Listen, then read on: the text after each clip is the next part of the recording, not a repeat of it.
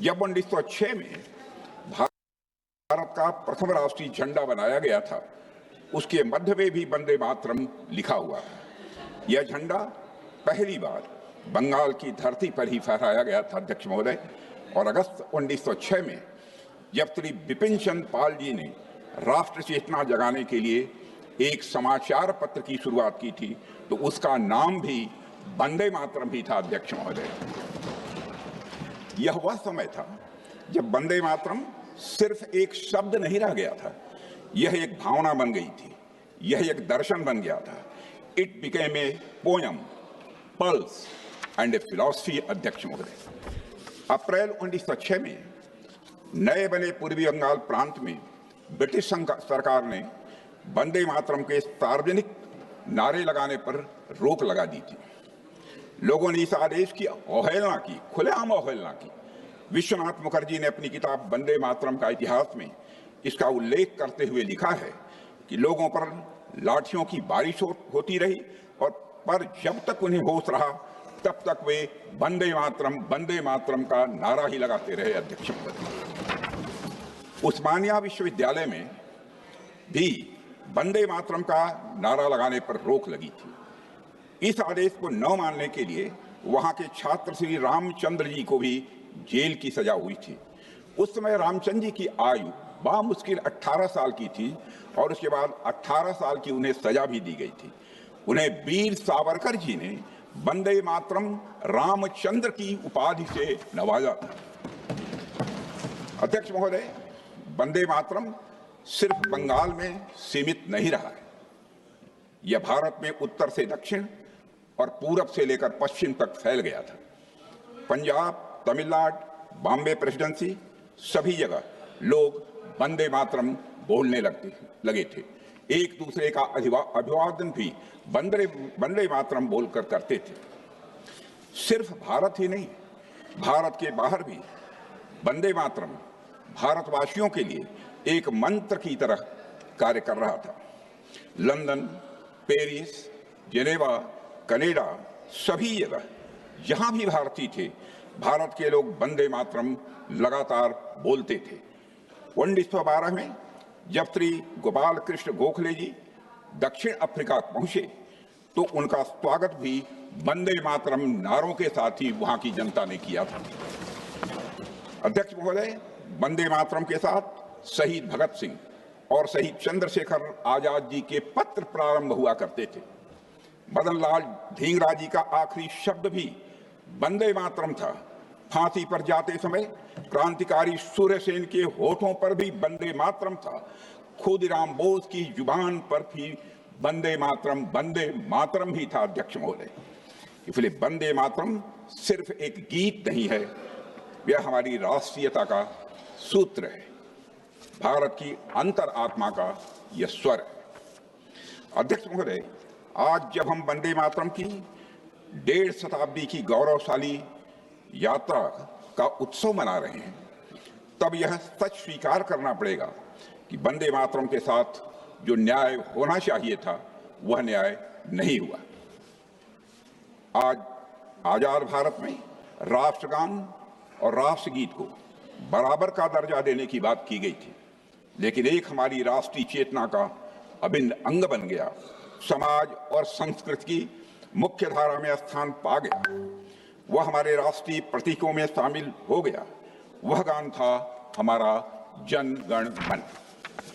लेकिन दूसरे गीत को मार्जिनलाइज कर दिया गया, उपेक्षित किया गया, उसे खंडित किया गया। वह गीत है वंदे मातरम, अध्यक्ष महोदय। It was treated like an extra. वह धरती जिस पर वंदे मातरम की रचना हुई थी, उसी धरती पर वर्ष 1937 में कांग्रेस ने वंदे मातरम गीत को खंडित।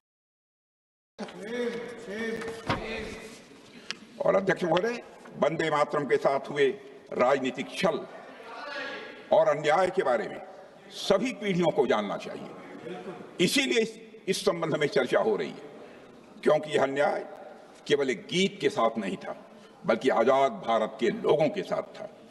उन लोगों के साथ हुआ जिनकी सांसों में आजादी की हवा वंदे मातरम की पुकार ने भरी थी। अध्यक्ष महोदय, उस पुकार को सीमाओं में बांधने की कोशिश इतिहास का मैं मानता हूं कि यह बहुत बड़ा छल था। इसलिए हम यह मानते हैं कि वंदे मातरम का गौरव लौटाना यह समय की मांग है और नैतिकता का यह तकाजा भी है। अध्यक्ष महोदय, इस अन्याय के बावजूद वंदे मातरम का महत्व किसी भी सूरत में कम नहीं होने पाया और वंदे मातरम गुरु गोविंद सिंह जी और छत्रपति शिवाजी महाराज जैसे महापुरुषों के स्वराज और स्वधर्म के मूल्यों का यह जीवन स्वरूप बन गया। अध्यक्ष महोदय, वंदे मातरम स्वयं में पूर्ण है, लेकिन इसे अपूर्ण बनाने की कोशिश की गई। वंदे मातरम हमेशा राष्ट्रीय भावना का अमर गीत रहा है और अध्यक्ष महोदय, मैं बल देकर कहना चाहता हूं, सदैव यह बना रहेगा। दुनिया की कोई ताकत इसे कमतर नहीं कर सकती। अध्यक्ष महोदय, वंदे मातरम के साथ जो अन्याय हुआ है उसको जानना इसलिए भी आवश्यक है ताकि भावी पीढ़ियां ऐसा करने वालों की मानसिकता को, ऐसा करने वालों की सोच को ठीक तरीके से समझ सके। और अध्यक्ष महोदय, और सबसे महत्वपूर्ण वजह यह है कि वंदे मातरम के साथ हुआ अन्याय एक आइसोलेटेड इंसिडेंट नहीं था। यह उस तुष्टीकरण की राजनीति की शुरुआत थी जिसे कांग्रेस ने अपनाया। इसी राजनीति ने देश का विभाजन कराया और आजादी के बाद सांप्रदायिक सौहार्द और एकता को कमजोर किया।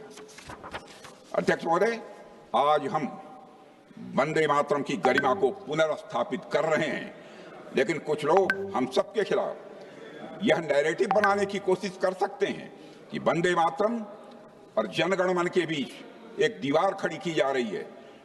ऐसा नैरेटिव बनाने का प्रयास यह विभाजनकारी मानसिकता का परिचय देता है। अध्यक्ष महोदय, हमारे मन में राष्ट्रगान और राष्ट्रगीत के लिए बराबर का सम्मान है।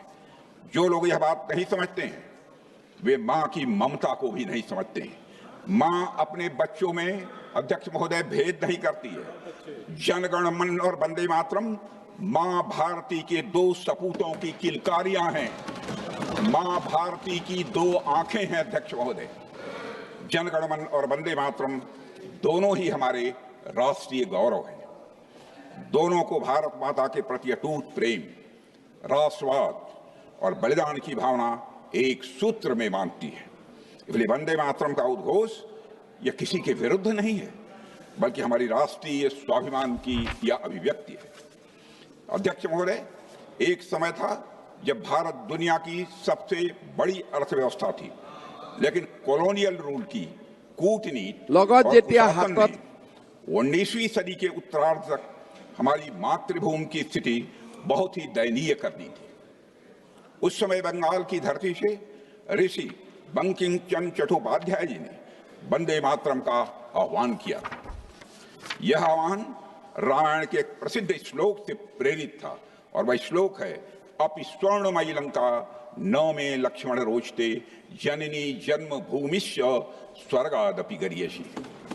अध्यक्ष महोदय, इस श्लोक में भगवान राम ने लक्ष्मण जी से कहा है, हे लक्ष्मण,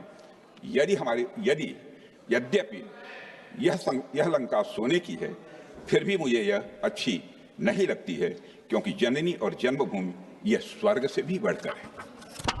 अध्यक्ष महोदय, यह श्लोक मातृभूमि के उच्चतम स्थान और उसके प्रति प्रेम को दर्शाता है।